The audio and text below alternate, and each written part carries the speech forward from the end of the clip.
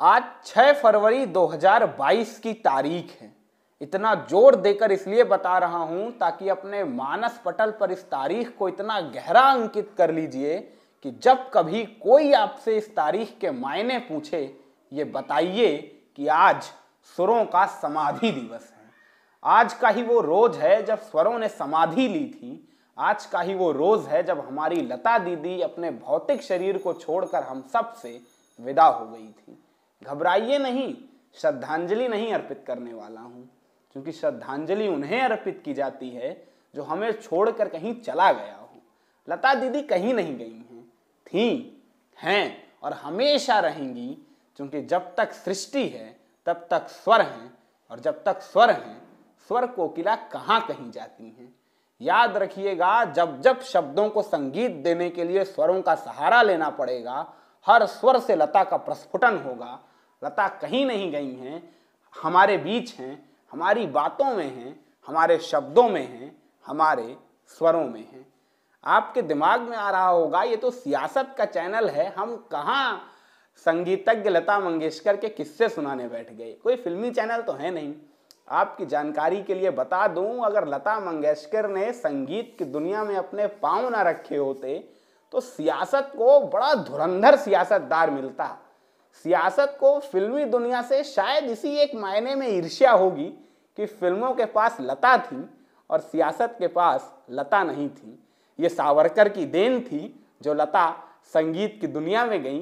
सावरकर का शायद सबसे सुरीला तोहफा था हिंदुस्तान को लता मंगेशकर। इसीलिए लता हर समय सियासत से बिल्कुल उसी तरह जुड़ी रही जैसे सिक्का अपने दूसरे पहलू से जुड़ा होता है। लता की जिंदगी का हर फलसफा सियासत से होकर जरूर गुजरता है।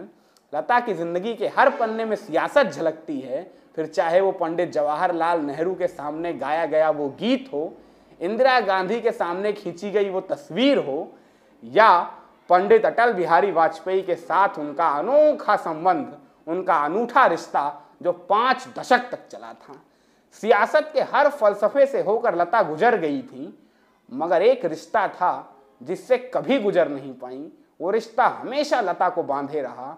वो रिश्ता पंडित अटल बिहारी वाजपेयी और लता मंगेशकर के बीच था। लता दीदी दद्दा बुलाती थी अटल बिहारी वाजपेयी को। केवल 4 साल बड़े थे अटल लता से, मगर अटल लता के लिए उनके दूसरे पिता थे।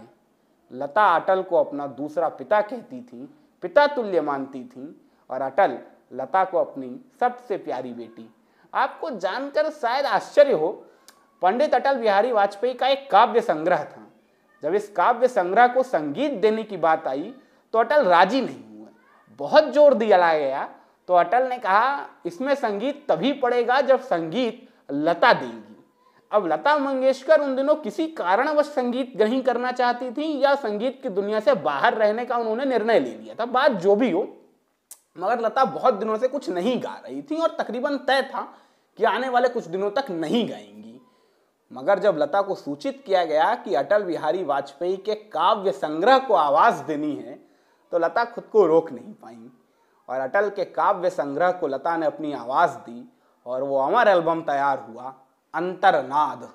कभी सुनिएगा, लता के सुरों के साथ अटल के शब्दों का जादू जब सर चढ़ के बोलता है तो आप किसी और दुनिया में चले जाते हैं।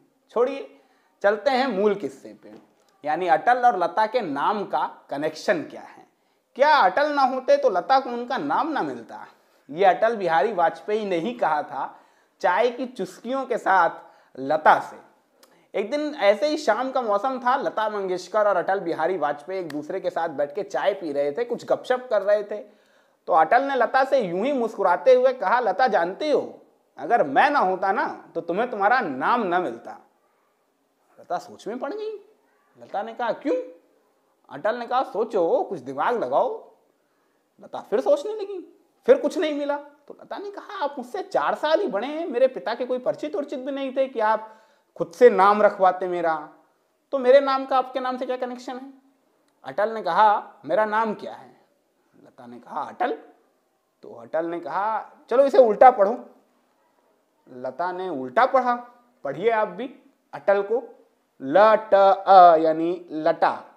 अटल मुस्कुराए ठहाका मार के हंसे और फिर बोले, देखा ना, लटा से ही तो आता है लता, अगर मेरा नाम ना होता तो तुम्हें तुम्हारा नाम ना मिलता। लता भी मुस्कुराई। आज के इस किस्से के सहारे मैं आज का दिन अपने चैनल से लता मंगेशकर को समर्पित करता हूँ। आज के इस वीडियो के सहारे आपको लता की दुनिया में ले जाने का प्रयास कर रहा था। लता की यादों के एक झरोखे से आपका परिचय करवाना चाह रहा था। उम्मीद करता हूँ इस कोशिश में कामयाब हूँ।